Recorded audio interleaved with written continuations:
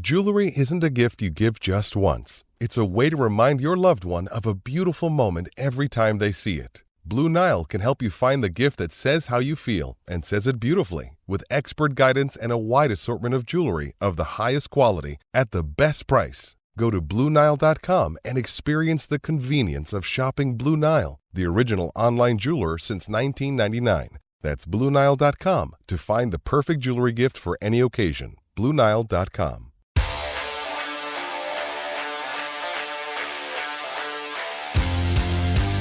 Hello and welcome to the next edition of MTP. I am your host, Hollywood Rich. I'm here with my guy, the BK Bob Kelly. If this is your first time listening to us, we thank you for tuning in. Make sure you hit that like button, hit that subscribe button. That's still the best way to get us out there. We're trying to get out there in a major way. So, BK, how you doing tonight, man? Good, man. Good. It's good to be back talking some C's, man. I feel like we've been so wrapped up in football and like all this other stuff, man, that we haven't really hit our stride with the C's yet this season. But man, it's been going good, man, for them. Yeah, I mean, I always feel like this time of year we get back into this, and then next thing you know, we get a bunch of new eyeballs that hadn't seen us before. Even though the football content's really good, but for some reason, the basketball is what brings people in for whatever reason outside the UFC stuff that we've done as well. So. Yeah, hey, listen, stay tuned because like I said, this next month or so, we're gonna ramp it up. We're gonna give you some Celtics stuff. We're gonna give you some Bruins stuff, and even though they haven't done much, we're gonna talk Red Sox eventually too. But like I said, tonight is good vibes because your Boston Celtics currently stand at 45-12. Not only are they first in the East, but they're first in the NBA overall. They are currently on a 8-game win streak as we record this on a Monday night. They face, by the time this comes out, they'll be facing in Philadelphia, and then they have Dallas and Golden State later on this week, but we'll talk about that as the show progresses. But man, eight games in a row. I was worried about maybe them coming out kind of slow after the All-Star break. That hasn't happened, but just speak to what you've seen so far from them, as we are 2/3, or at least, no, not 2/3, we're about 3/4 through the season. Just, who has been the biggest X factor? If I could get that out of my, if I could talk, okay. Who has been the biggest X factors for you so far? I mean, there's only one answer, right? There's only one answer to this question, man. That's Porzingis. What he has brought to this team, man. I know. There's a lot of like unsung, and there's a lot of guys who have become X factors this year. Mm-hmm. But in my opinion, the reason for all of that, man, is Porzingis in the middle of that offensive rotation. He changes everything for this team. He makes them so versatile and has just opened up so much ball movement for this team. His efficiency rates are just astronomically better than we thought they were going to be. Like that was our biggest positive coming in when we found out we were getting Porzingis, was like, bro, the efficiency is just gonna take off for this team because of what he's gonna bring to it. I didn't think it would be like this, man. Did you? So I got to give Mike credit because Mike's the one who initially brought this up on our show. I think all of us were like, no way. Like, what are you thinking? And I think it's because because we had dealt with so many injury-ridden big men, or just even players in general, that we were just like, no, like we don't want to see that. We don't need any more of that. Let's just stick with what we have and then just see if guys continue to grow, continue to develop. So kudos to the front office, so Brad Stevens, Mike Zarin, Austin Ainge, Steve Peliuka, and the crew. Shout out to them for thinking, hey, we have a chance to go get this guy. We may have to part with a player that we don't really want to part with, but at the same time, if it's going to make us exponentially better, not linear growth, but exponential growth, you do it. You take the chance, and yeah, he's been every bit of what they've asked for and more. But answer your question, no, I didn't expect it. For me, it's the guy that I've been clamoring for since he got here, and it's Derrick White. Derrick White. Yep. Like I said, I will continue to take a victory lap until he's not on the team anymore. And that dude has been lethal. He has been lethal, and he kind of hit a lull kind of towards the beginning of this month, but Going into the All-Star break, he started to catch fire again. He was great the other night in New York. He was great in that game in Chicago as well. His confidence was shooting a three-point shot. His defense has been incredible. That block that he had on Vucevic the other night, I said, "Oh my God." I was like, a dude being 6'4", 6'5", and blocking a guy that's 6'10", like that was crazy. So I just to me, he's always gonna be that. I love what Drew Holiday's been able to do as well. Like obviously I think he's been a big X factor than Derrick White, but defensively he's answered the bell time and time again. He continues to blow up plays on defensive end. So yeah, that backcourt as a whole has been X factor, but like I said, I'm always gonna pick Derrick White. But like I said, anyone that says Porzingis or agrees with about the Porzingis thing is not wrong. He has been the curveball that Brad Stevens talked about. He's been the curveball that Joe Mazzulla's talked about. So I'm glad that he's here. Once again, do I miss Time Lord and Smart? At times, sure. But I mean, I enjoyed them on the team. We know that there was times when they drove me crazy, especially Marcus.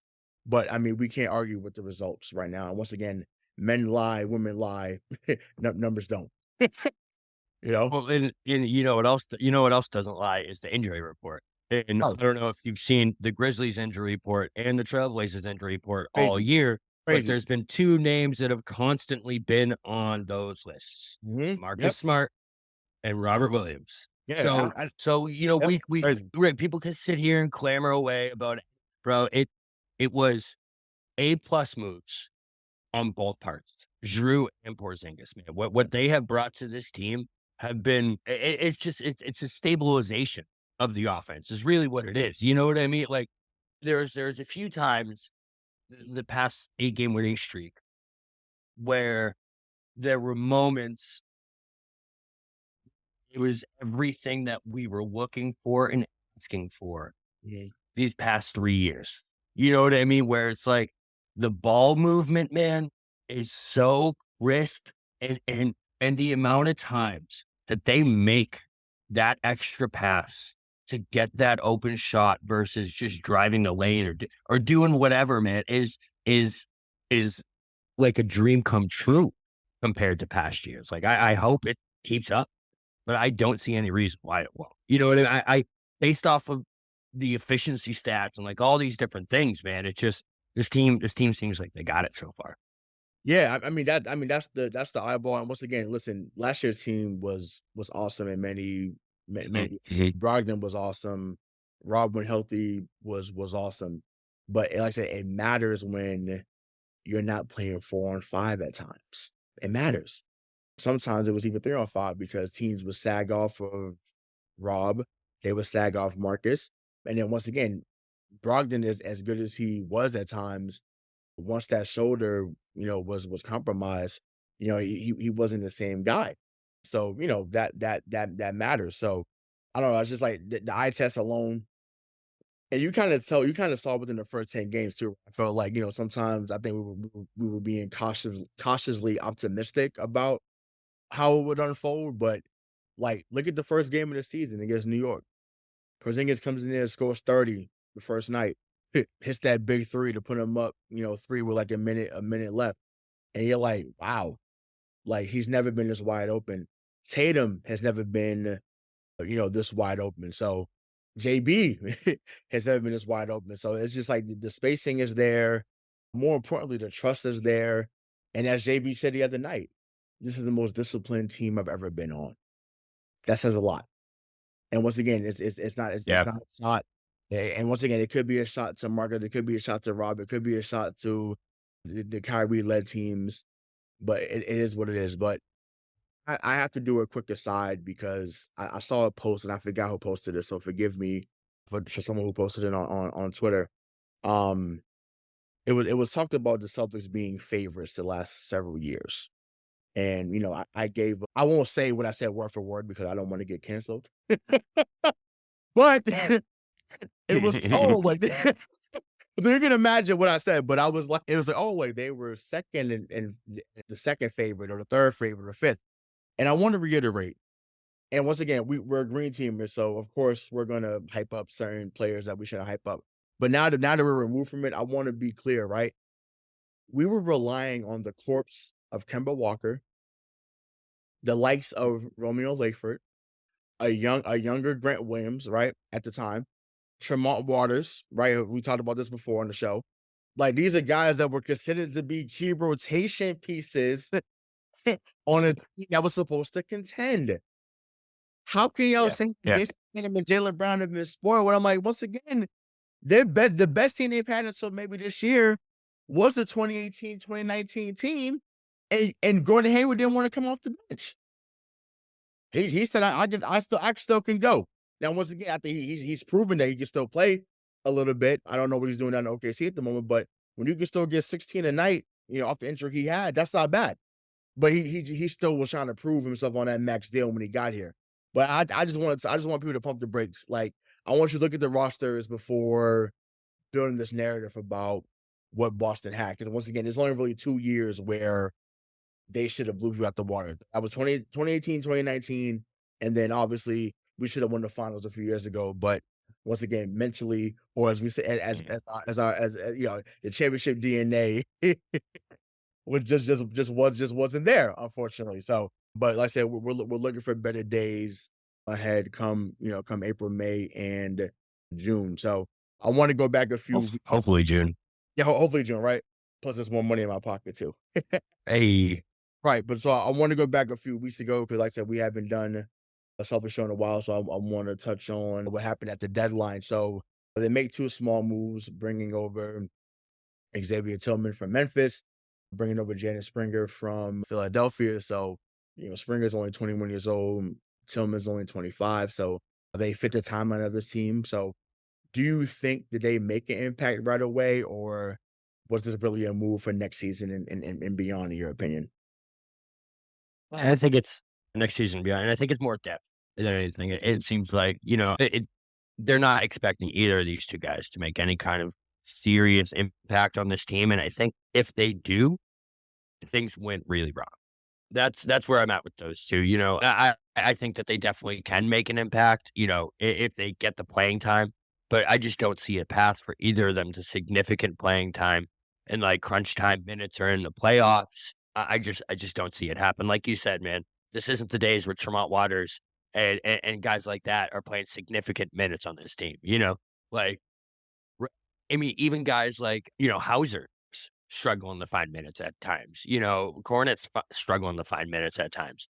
Mhm. So, for anyone, or like Brissett, I trust Brissett more than those 2 guys as well, but even he's struggling to find minutes at times. So it's like, when you get guys that are that talented and they're struggling to find minutes, it's really tough to see guys that were on less talented teams a couple weeks ago struggling to find minutes. It's tough to see that, but like I said, if they're forced into that opportunity, I think that they can, stay afloat for a few games. I think especially Springer, I really like his game, but other than that, I don't see much from those 2, man. And like I said, if we do, I think something went wrong Yeah. personally.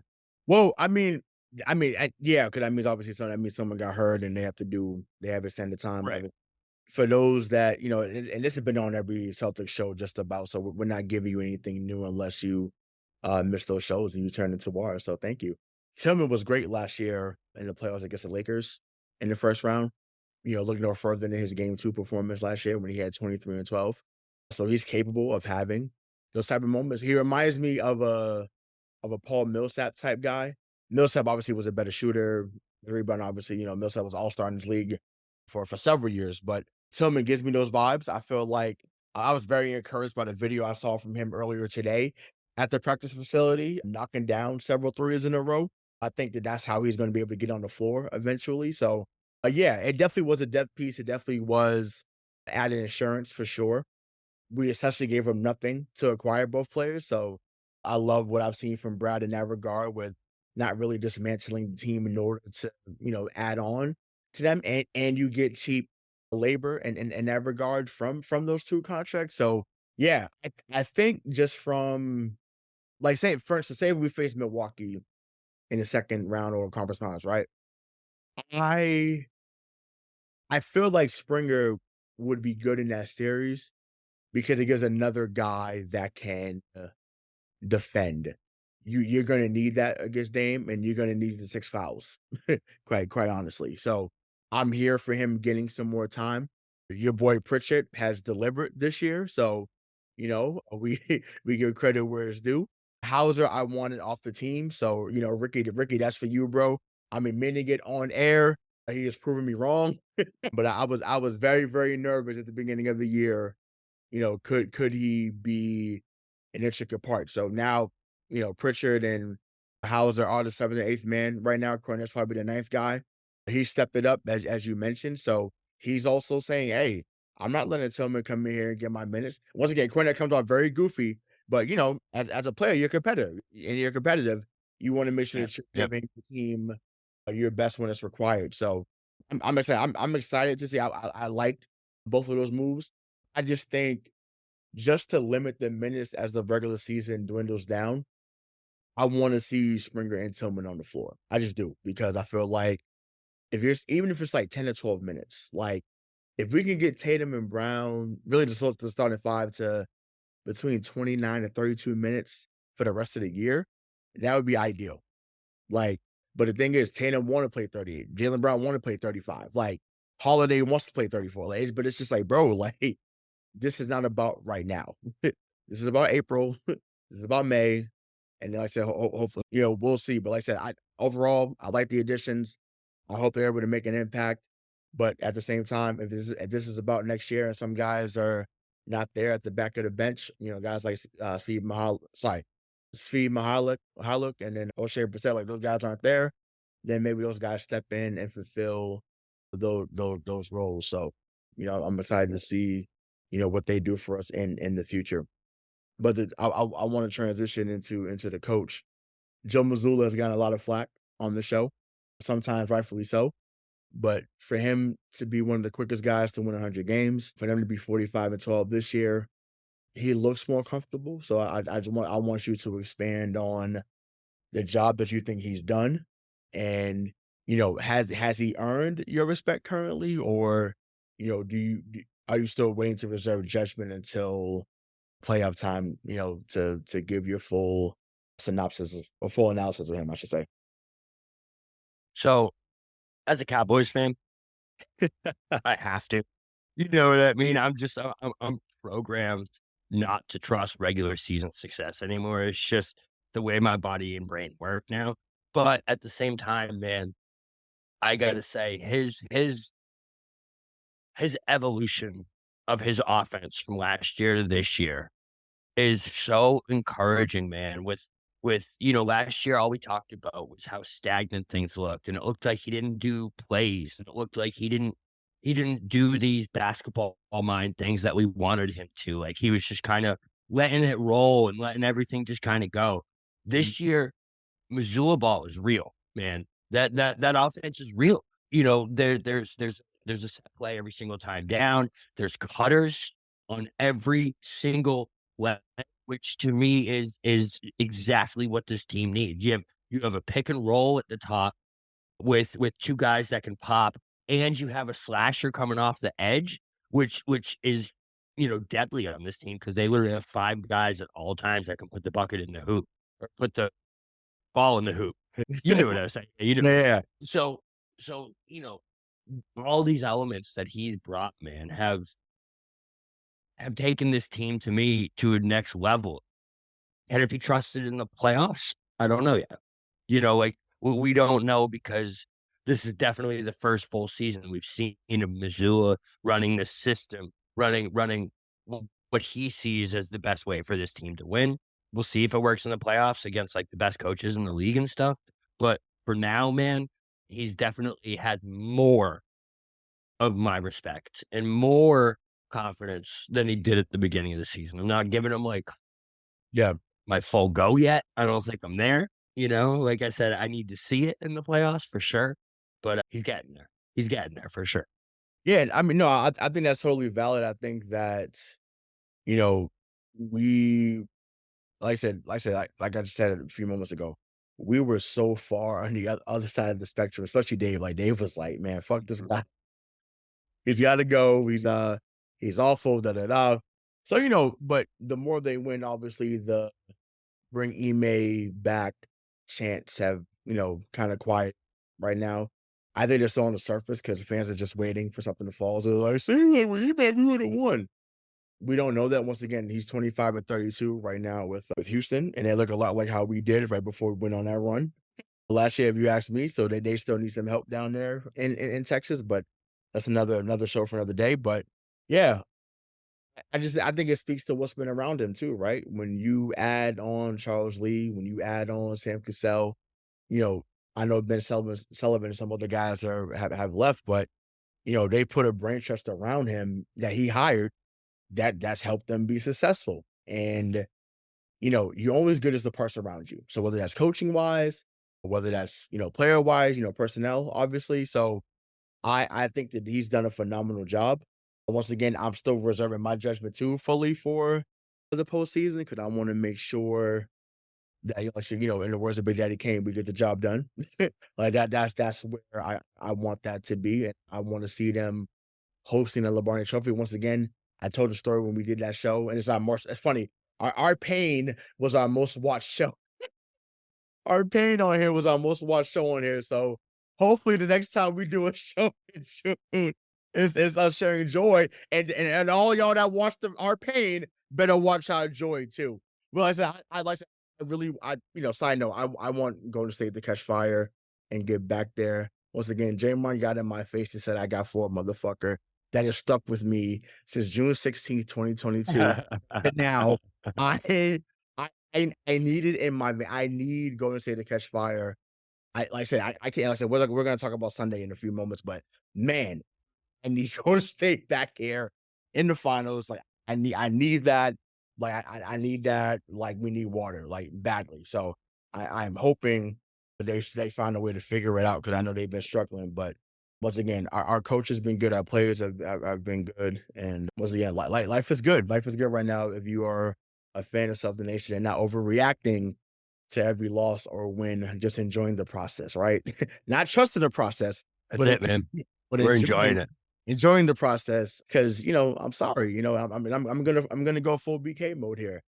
This is feeling like, oh wait, oh, sorry, I didn't say that last year.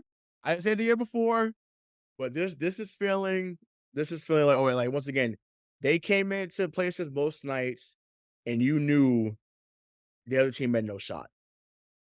And I know that sounds wild, and Craig, if you clip this later on, and I'm like, if I get killed for it, so be it. But it feels like oh wait, it does. And once again, we couldn't predict that they were going to win 08 either. But when you saw them beat certain teams the way they did, it was like, oh, okay, we have something special here. So, and they've had a few of those signature wins this season. So I just think, like I said, we're inching ever so closely to that banner 18 goal. So any final words on that before we move on? No, I feel like my final words will be touched on later on in the show. I don't want to jump Gotcha. anything. So yeah, we'll keep Gotcha. Well, let's get into some players. I mean, obviously, we talked briefly about Porzingis, talked about Derrick White, but I want to talk about the guy who is now considered to be an MVP candidate that might be the leader of the MVP race, and that's none other than Jayson Tatum, right? The dude is getting 27, 8, and 5 on the year. He's on the team with the best record. Once again, not just in the East, but in the NBA. But before we get into, do you want him to get the MVP? But I feel like his interviews lately, whether it's been about basketball, not basketball, he just seems to be at a different level mentally right now than he's ever been in his career. So just speak to the maturity you see for him this season. And are you worried about him getting the MVP at season's end? So I just want to I'm not going to take the full victory lap quite yet Mhm. because, he hasn't gotten MVP or hasn't gotten the championship yet or gotten anything like that. But I don't know if you remember when we first started this podcast, Ray Sean, everyone was calling for Tatum's head. Everyone's like, oh, I'd rather do Brown, Tatum, what did I think it was me and you personally who really were on the like, bro, this dude is 22 years old. Do you know how much maturity you gain from the ages 22 to 25 to 27. Mhm. It is astronomical, man. The more even a dude I was watching an interview earlier today with Kyrie Irving. Even Kyrie Irving has matured to an adult and actually says adult things when he's interviewed now and actually has some kind of humility and, like, has these qualities that you kind of evolve into as you get older, man. Right. This is what Tatum is going through now, and honestly, to me, it feels like this dude is years ahead of where he should be mentally, in my opinion. The way he handled the Jaylen Brown All-Star Game thing where he had Brown take his minutes so he could get more points. Like you said, the interviews about the MVP, like, he's not worried about MVP at all, man. He just wants to win a shit. No. And to see that mentality from a dude who how old is he now, actually? 25, right? Yeah. 25? He'll be 26 on Sunday. 26 on Sunday, okay. To see that from a dude that age is different, man, because usually this age, you look at dudes like a Devin Booker or, like, I'm trying to think of other dudes. I don't know, even like a Ja Morant or, like, dudes like that that are clearly not at the maturity level and leadership level Mhm. that Jayson Tatum is at. And this might derail a little bit, but, like, I have never seen a player get held to such a high standard like this dude is, man. I don't know what it is, but, like, if this was James Harden when he was 24, or James Harden or even, like, a LeBron when he was 24, or Dwayne Wade when he was 24, and he was dropping 30 points a night with Mhm. the maturity and leadership that Jayson Tatum is showing. Is there another player that you could think of that would be held to this kinda standard So that wouldn't be getting this credit like he isn't? So in this current era, no. Like there's been other players that have obviously. Like obviously LeBron was on the pedestal from day one, and he's answered the bell time and time again, right? Whether people think so or not. Mhm. For Uh, sure, for sure. But I think yeah, in this current era, which is why when these conversations are being had about who is going to be the face, Luca doesn't get the slander, SGA doesn't get the slander. I'm trying to think who else is in that. And like I said John Morant. Well, he gets slandered, but he gets slandered for what he did off the court. You know, it's Zion to me is Those are someone. those are the Giannis. Yeah, yeah, Yeah. yeah, yeah. You know what I'm saying? Giannis, you know what I'm saying? So, he is someone that, but he's also about to be 30. So I feel like, even though that's not old, but I feel like Tatum and all the He's guys. got the ship. He's got the ship, though. You got to He's say, got bro. the You know what I'm ship. saying? So So I yeah, think I that's where feel like yeah. same thing with Jokic. Like Jokic is about to be 29 later this year. So but it's like quietly, I don't see those guys being the face all the time. Once again, hell of a player, but I don't see those guys, becoming those two becoming the face of the league, even though the guy doesn't label for MVPs and championships to back those claims up. But yeah, no, the slander is real. And I don't know whether it's because they felt like people anointed him too early in the 22 run, but I'm like I mean, we saw some of the best rookie performances in the playoffs from him at age 19. Oh no, he was 20. He just turned 20. So he was 20 years old. Took LeBron to game 7. They beat Philly in 5. That Milwaukee series went 7, but I'm like, I remember him and Jaylen Brown both had 30 in that game 4 on the road. So he showed from day one that when he was given a chance, he was going to be special. So I don't know. What I will say is a quick aside, what I think happens, and it wasn't every player, but you brought up Dwayne Wade. So Wade, Bird, Magic, Kobe, who was his idol. A lot of those guys won early, right? And so now what happens is when certain guys don't win by year 3, year 4, you automatically get cast aside as some failure, as some guy that is a choke artist. And I'm like, wait a minute. Those that consider Michael Jordan to be the GOAT, Michael Jordan didn't win till he was 28. LeBron didn't win until he was 28. Once again, everyone's not going to be Magic. Not going to come in and get 42 or 15 and 7 in a closeout game. It's not happening. It's not. Bird, wins the next year. You're not going to win in your second year most times, and then 2 and 3, and then go to 4 straight finals. That's not how this works. So we were spoiled by some people's greatness. We were. And I think that's part of it. And who knows? Maybe because they see it in him. Maybe they think he's supposed to be better than he was. But once again, the man had average 30 last year, and was a sprained ankle away from going to back-to-back finals. Once again, not an opinion. To me, that's a fact. We had the momentum at that moment.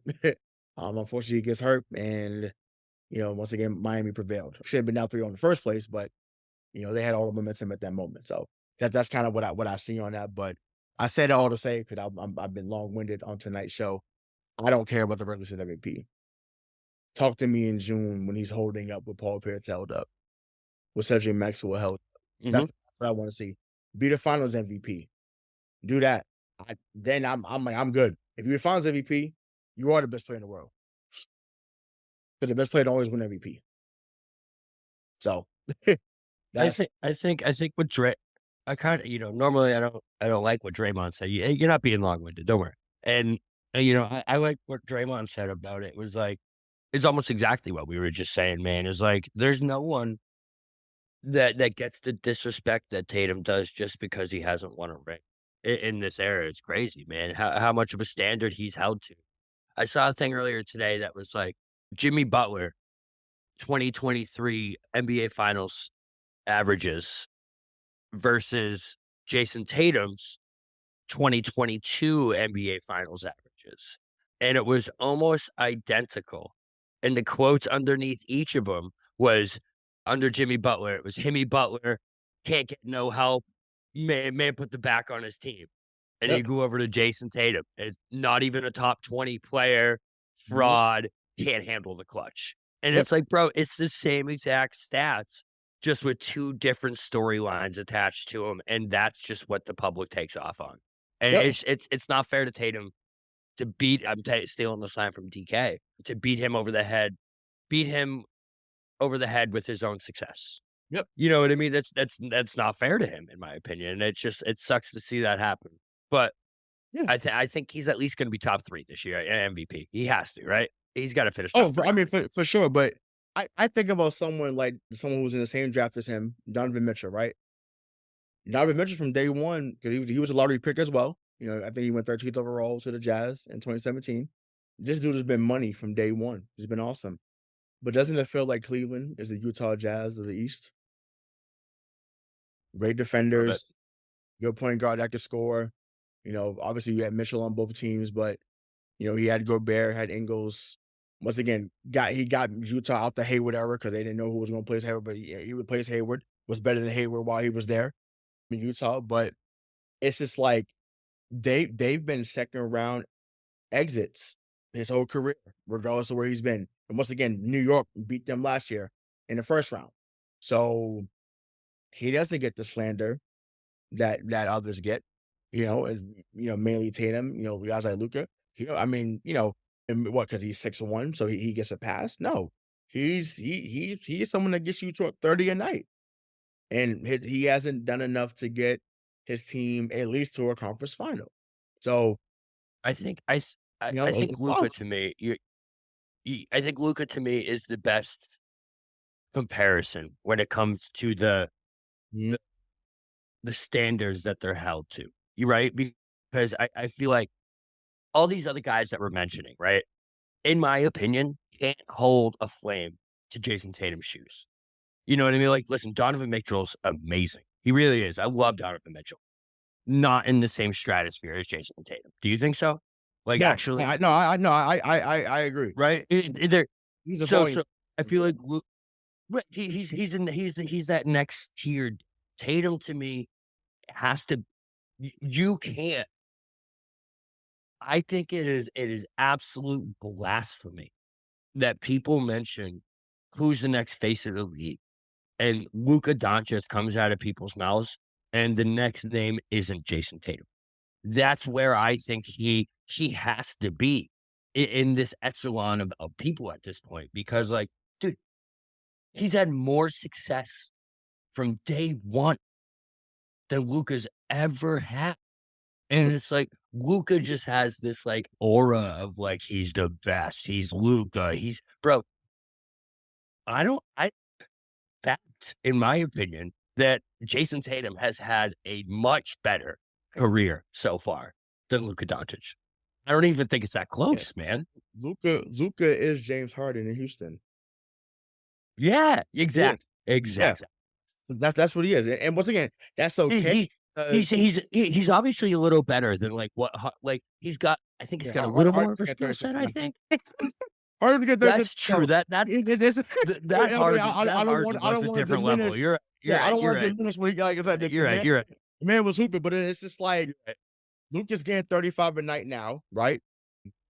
And it's just like, dude, like that's great that you're going 87 MJ. There's nothing to show for it because that's what that was happening too. MJ was going 37 a night. What are they? The 7 seed? They're the 7 seed right now, Dallas. Something like that. 6 seed, maybe. Yeah, and they just won 7 in a row themselves just to get to that. You know, that's how stacked the East is. Remember, we grew up in the era where the 6 seed had 50 wins. Yeah, you know what I'm saying? So it's like that might be the case now. We might be getting back to them days where, you know, the 8 seed might have 48 wins. You know, which is I'm like, that's a great stake to be in because you shouldn't be 33 and 49 getting into the playoffs. You just shouldn't be. It's a fact. You know, I never want to see that again, unless it's us. Unless we were that bad some year where we had to go that bad just to get in and be an AFC. But you know that would just be whack for the ratings overall. But yeah, so I don't know, but like I said, I'm sick of the slander myself. Once again, have I had my frustrations with Tatum? Absolutely, because you know the settling, he settles too much at times. But it's like I feel like now they're preaching attack the mismatch, attack it. Yes. And there's not a defender in this league, and I say this confidently, there's not a defender in this league that can slow him down.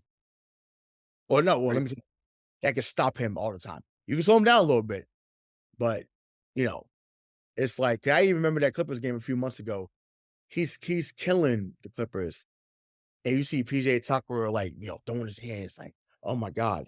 And I'm like, look, PJ, you know, you had a nice run. You ain't do nothing with this version of Tatum, brother.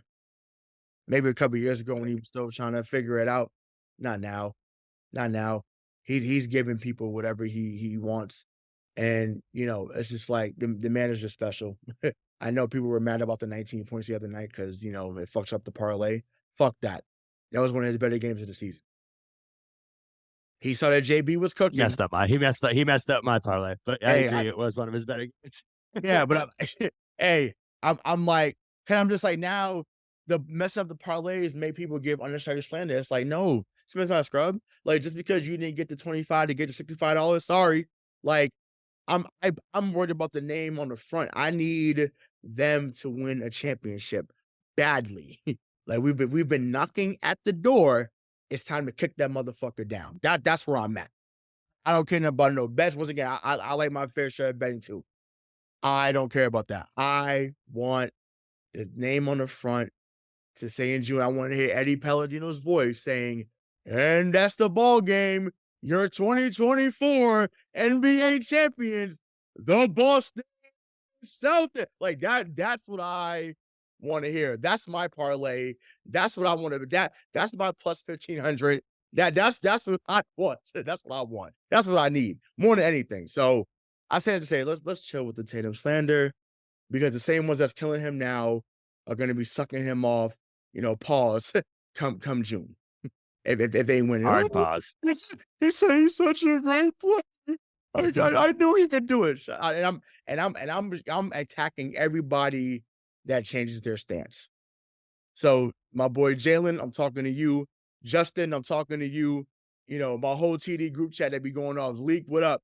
I'm coming at all of y'all because y'all kill Tatum on a regular basis. So if they win in June, y'all better not be excited for shit. Don't even show up to work that day. Don't even come to the parade. Cause I'm like, I feel like you in 2011. Remember me and you had that back and forth? It was Vancouver, Game 7, and they had not done anything on the road. And I'm like, I was Mr. Negative. I'm like, I don't know, Bobby. Like they just haven't. You was like, And that's like the only time he really touched at me negative. He was like, "Get the fuck out of here! Like I am not accepting this negative bullshit, right, Sean? Get off my page." And I was like, man, I was like, well, Bobby hits at me like that. I was like, oh, this is serious. I said, you know what? You're gonna win this fucking game. And thankfully, them boys came through. Speaking of them, I'm hoping they get a long run too compared to what happened last year because they messed up my money, not my parlay, but they messed up my money because they didn't go as far as they should have in last year's playoffs. So, let's just avoid Florida, even though Florida's right behind us in the standings. Let's avoid them at all costs if we can. Not to go on a bees tangent, but they're looking a little bit more like the bees of the past lately, aren't they? They really are, man. Yeah, They really yeah, are. yeah. Quick aside, yeah, they've been struggling. Listen, like I said at the beginning of the show, we're gonna get into them as well. We gave y'all a playoff preview last year. Those late We'll leads, get into bro. them. Those late leads are killing us. I know. Killing. I think it's up to 9 now. 9 of them they've blown. So it's like it's pathetic. But once again, back to positivity. So I've said this before on this show, and I'll say it again. Once again, I didn't say it originally. I give credit to Isaiah Thomas that played for Detroit and the late great head coach Chuck Daly. They had went to 3 straight finals in the late 80s, so 88, 89, 90. If Isaiah Thomas doesn't get hurt, they're probably the only team in that era to go for a three-peat, but that didn't happen because Isaiah Thomas got hurt. But he mentioned, I guess, when they won in 90, Chuck Daly looked around and said to every guy on the team, so Benny Johnson, Joe Dumars, James Edwards, John Sally, Dennis Rodman, so on and so forth. And he said to them, he asked them, if we need one game on the road, do y'all feel that we can win it? And, Isaiah Thomas tells a story, says to a man, we all said, yes, coach. We feel like if we need one game on the road, we trust each other to get the job done. So they said, okay, cool. Seeding is not the most important thing. Health is. So I set that up by saying, after what we've seen at TD Garden in both sports last year, do you care about seeding? And my follow-up question to that is, if we wrap up the 1 seed by late March, do you want to sit Porzingis until the playoffs? No. I don't. I think it's a horrible idea. His body type to me is not the one that you can just sit and expect to come back and not have some kind of flare up of something. You know what I mean? Like just his history and his past, man. Like I think that the way that they're using him right now is perfect. With his efficiency rates, what they are, the way that they use him in the offense, where he's not really the banger down low. You know what I mean? He's not getting beat up on a nightly basis. He's up top running screens, running picks, shooting. His step back three is so fucking awesome, man. It's so cool to see a 7'3" guy do a step back three. Insane. But yeah, no, I don't. I think you can scale him back. I don't think you can sit him though. You maybe rest nights here and there, but I wouldn't sit him. I don't trust that. I think you need this team firing from day one in the play. Man, I personally wouldn't. I think like I said, you pull all the minutes back. You kind of get into the depth a little bit more. Maybe Tillman and those guys start doing something down the stretch once we do lock up that 1 seed. Knock on wood. But yeah, no, I wouldn't sit him. You can't do that. You can't do that. Yeah, I think. Well, in my opinion. Yeah, no. So as I wrote this earlier, and I was, we had met about this. I went back and forth on this question, and I thought that I had an answer, and I'm still kind of up in the air, honestly. It looks like he's gonna get around the 60 game mark. That's what it looks like he's about to reach this season. He's at 42 right now, which is already more than what Rob Williams played last year and the year before. So that's already a plus in that regard. The man's getting 20 a night still on limited shots, so that it just speaks to his efficiency. But to answer the first question that I asked, say if they did have this mini collapse and they fell to the 2 seed, like I'm not worried. Like, so this team has also won 8 in a row on the road. I just think they go into arenas saying it doesn't matter who's in front of us, we are the team to beat. Period. And I think that's a phenomenal mentality to have. Once again, there's some teams that may have some more resistance towards that than others, but I just think coming into each scenario, they're like, look, we're 26-3 at home. Really should be 27-2, but it's a whole nother story because the LA loss was terrible. My God. But I just think, like I said, when you're winning like that and you're that together, because once again, the ball movement was great. Once again, that game in New York, yes, they were missing Randall and Anunoby and Mitchell Robinson. The way they stuck together, even when that game got tight early on, and then just like that in the third quarter, it was like the Thanos snap. It was like, oh, it's over. And I forgot, and I should have mentioned this earlier, but it just dawned on me. I'm almost hoping that the second quarter becomes their quarter of doom now and not the third, because if you're keeping it close and it's like next thing you know, you start blowing out teams in the third quarter, hey, I'm with that because I was getting nervous with this third quarter trend of them not doing what they're supposed to do. And then teams saying, well, as long as we keep it close, we could take that lead on them. It's like, no, I want them to go in how they did against Chicago, how they did against New York. This is coming from the break and say, okay, we're going to move the ball. We're going to take our defense up to another level. And then the game is going to be over, essentially in the third quarter, because teams are now getting little runs, but I'm no longer sitting there saying, damn, this team's going to come all the way back against us. I like a lead maybe get down to 7 or 8, and I'm just like, Drew Holiday's about to hit a corner three, and then he does. Then it's like Derrick White's going to get an and one, then a steal, then he does. Taylor's going to do the 1-2 dribble, sidestep three, time out the other team. Now the lead's back up to 15. You're like, oh my God, they're back in control. Yeah. That's what's been happening just about all year. So you are the habits you build, and they're building that habit.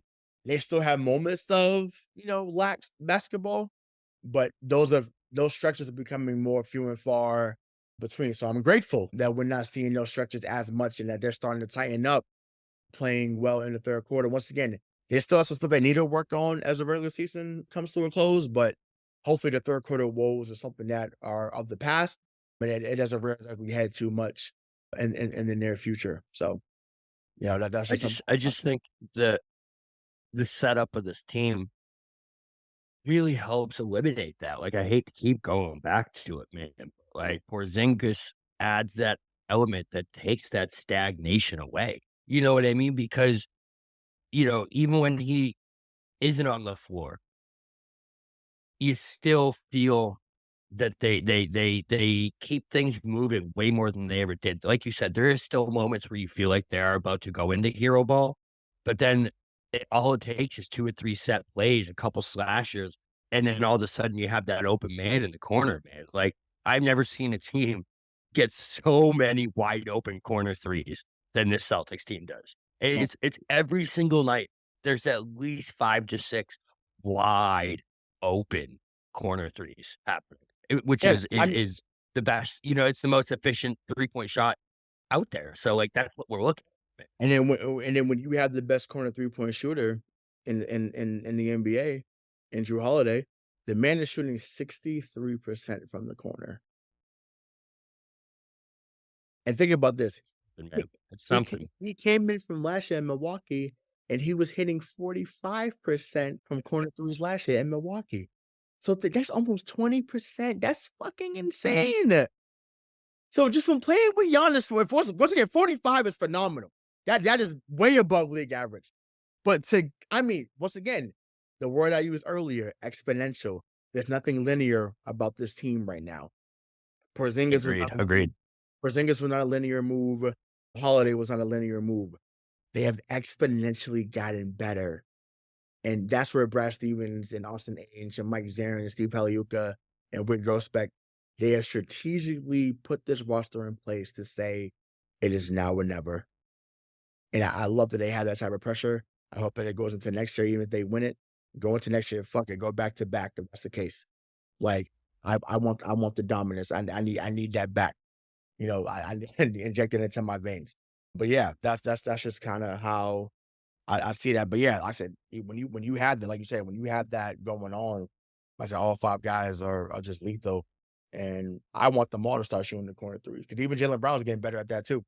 Well, from it's like if you remember, man, that's what made that Kawhi Raptors team so deadly. That every person on the floor could drop 20 on any given night. Yes, Kawhi was the guy that made that thing move for sure, man.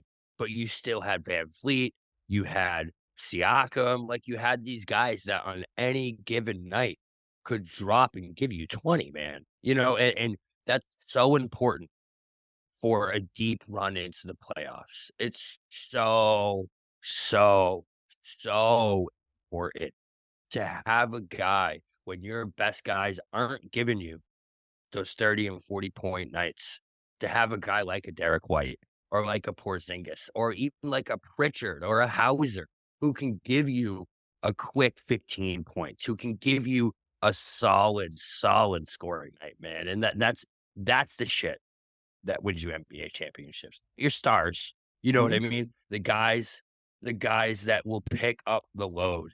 And that's what this team has. That's what we've been begging for. And that's what they got this year. Yeah, because even I keep referring back to last year because that's just the sample size that we have. But you know, you really can only trust Brogdon to have those moments off the bench last year. Agreed.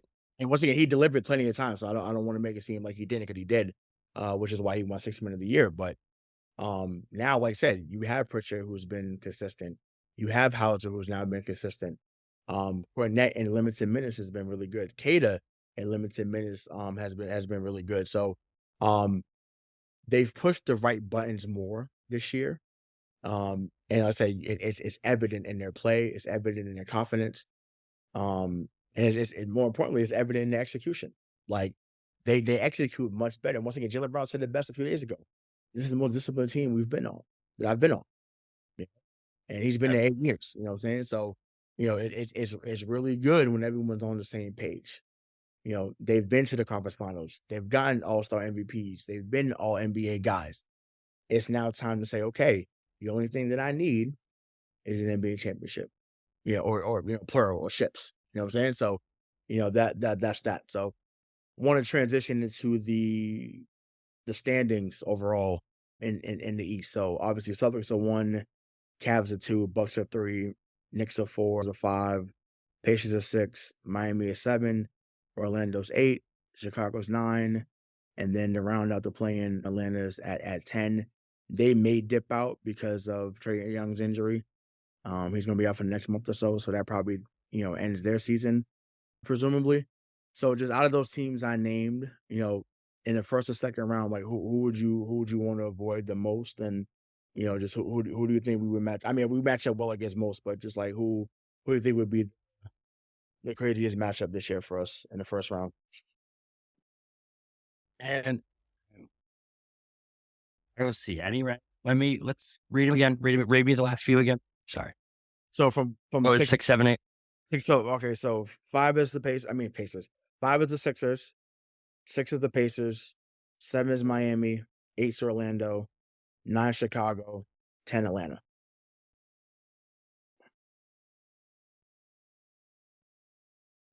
I mean, I guess Indiana would be the toughest because they definitely have the best squad out of everyone. They have the most complete squad. Halliburton can win a game any night Right. if you give them the chance to. The addition of Siakam was pretty big for them. I really like that they have him to be able to score down low now with Miles Turner. I think that's they're pretty dynamic now, but I don't see them falling into that 8 seed in any way. Those 8, 9, 10, man, I don't see a team that can really get more than one against this team. I feel like if anyone does, it would be a disappointment. Obviously, the Heat are the Heat. They're always going to be scary. Anytime I see Boston versus Miami Heat, I'm shaking in my boots a little bit. But this year feels different. I don't think that they Yeah, can I hang with us just this year. I really don't. yeah, no, and I'll get my team in a minute, but you know me, I always got to connect history to what's going on. It's the teacher in me, right? I I mean, and I brought this up before, but this really feels like it now even more so than last year, or the year before, I should say. This feels like the Heat feel like our Detroit Pistons to our Bulls, and Detroit. I mean, Miami had the mental advantage against us. They were never more talented than Chicago, but they had the mental edge, they had the physical edge, and until Phil really caught his bearings, Chuck Daly had the coaching edge, right? Early on anyway. Obviously, we know what Phil became, but early on, Chuck Daly was better than Doug Collins and the crew. Fine. But we get to that 91 series, you know, and Miami or Detroit, Miami's beaten us twice, Detroit had beat them twice, and all of a sudden, they got swept in the conference finals. Right? 91 conference finals, Chicago, Detroit walks off the floor in game 4. And I feel like this is the first time where they finally know, oh, we're not better than them right now. We're not. And I think that this is the first time I think last year they felt that way. They were, oh, we're better. Year before, even though they lost and we went to the finals, this is the first time they're looking at us like, yeah, we don't have the better team. We don't have the edge like we had before. And I think that's what's going on. And so, although I know they would have pushed us to 6 games at least, I don't think they'd beat us in the first round. That was the case. Obviously, anything can happen. So I'm not sitting here thinking it'd be automatic because it's not. But actually, the team that I was thinking of is actually the team that's right behind them. But that's the Orlando Magic. I don't want to see them in the first round. A team that has nothing. They had nothing to lose. No one thought they were going to be there, and they had the size. Wendell Carter 6'11". The Wagner brothers are both 6'10" or above. Banchero, bro. Yeah, but Banchero's a problem. So Jonathan Isaac is a good wing defender. So I'm good. I'm good. And knowing our luck, Markelle Fultz will have a revenge game.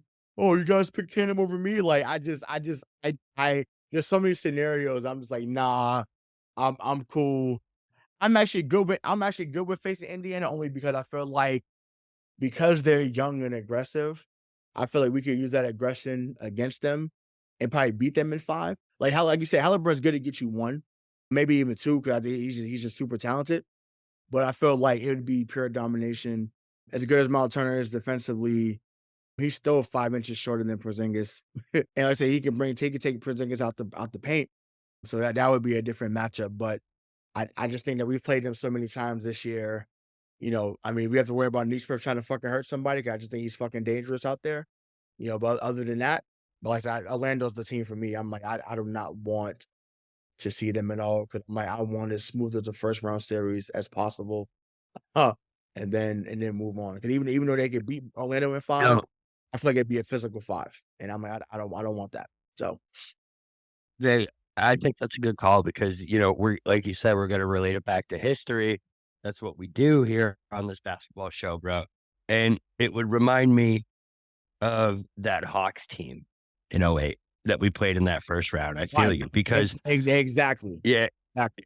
Yep. Yeah, because they're young. They're young. They don't know any better than to back down. And they got that youth to them, man, like that Hawks team did. So yeah, I feel that, man. I feel that hard. I like that call. Well, I don't like that call, but I like that. Yeah. Well, yes. Once again, I want to be proven wrong, but like I said, from what we've seen and what happens, I just want to make sure that it's the least resistance as possible. So, and then before we get into the week ahead and close this out, who do you think would be the biggest threat out west if we get to the finals? Denver. It's got to be Denver. That Jokic and Jamal just create such a deadly dynamic duo, man, that it's already proven, what they can do and everything like that. So yeah, it's got to be Denver. I mean, I don't see anyone else. Maybe the Lakers because of LeBron, but even them, I think we can beat them. I really do. Even though they've already gotten us once this year. Yeah. Well, no, Denver's the one that we scares me beat the most, them. for We sure. beat them on Christmas Day. I mean, once again, just for the optics. I mean, obviously, Pierce got his one and only ring against the Lakers.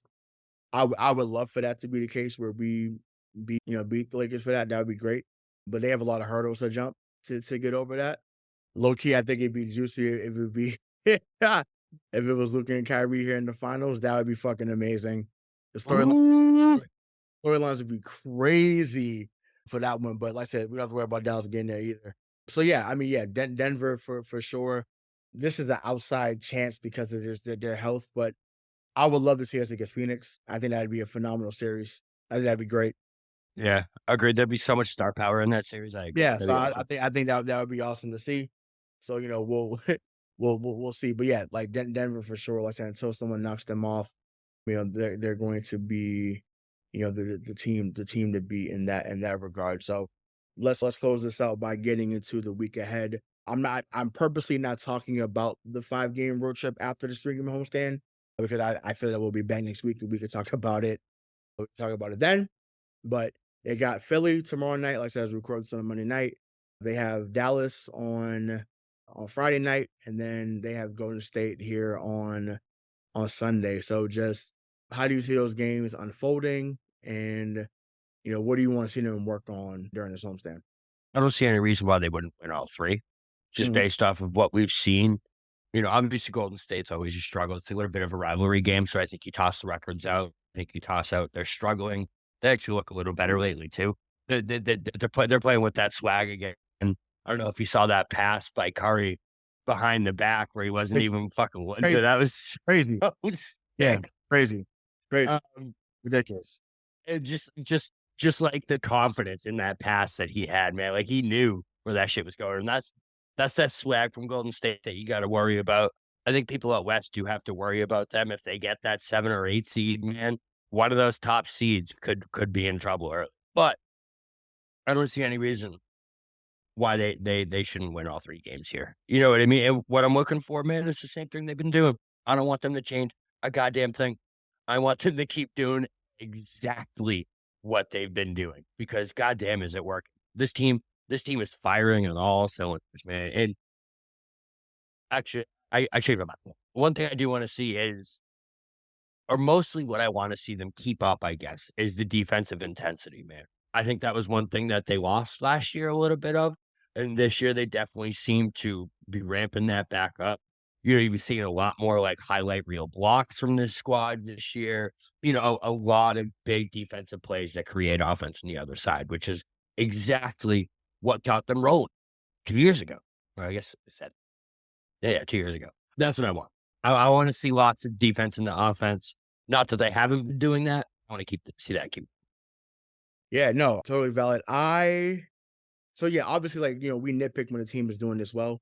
So yeah, defensive intensity is always going to be at the top because that has to be your identity as you enter any game, if especially any series.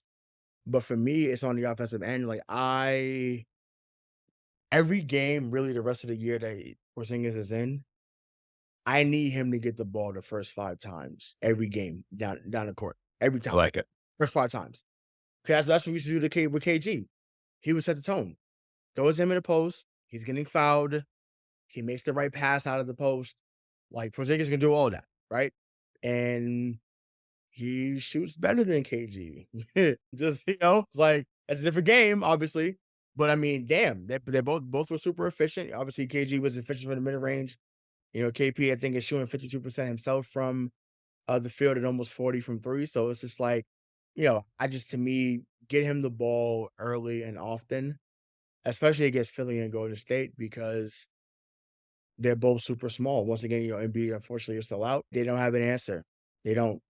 And I said Philly's going to go small because they got Buddy Hill now, and Oubre's back, and Tobias Harris and so on and so forth. But Maxey is the guy you got to worry about, obviously. But I, I, Yeah. I Yeah. don't. I don't. I just like to me, I'm giving him the ball, and especially against Golden State, and they're not going to start LeBron Moody, and you got Kuminga down there. I'm sorry, it's it's barbecue chicken. It should be every time. Every time I give him the ball, once again, obviously Draymond would be a better defender on him because Draymond's a smarter defender. If you're gonna put Kuminga on him, like good night, good night, Irene. So to me, that's what I want to see. Feed the post. That's the reason why you brought him over here.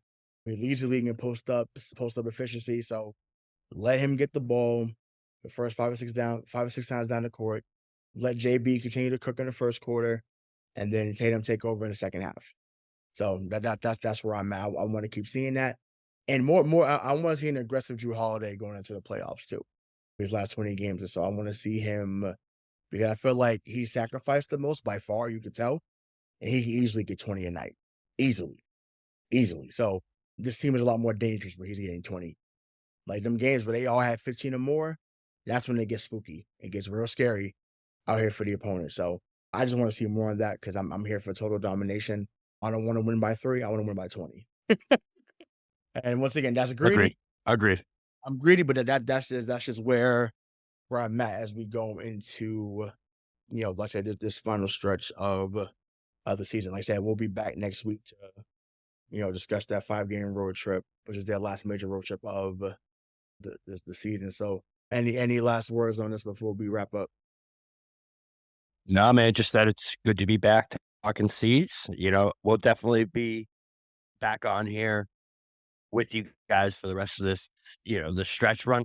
So definitely stick with us, guys, because we got a lot of Celtics to break down over the next few months. We're really going to get into it here over the next few months for sure. Yeah. And like I said at the beginning, just remember to hit that like button, hit that subscribe button. Make sure, you drop comments as this drops on YouTube. If you're listening on Spotify, iHeartRadio, whatever it may be, just make sure that you show that love and follow us on it so you don't miss what great content is coming down the pipe. So, these are BK Bob Kelly. I'm Hardware Sean McCann. Until next time, we'll see you. Peace.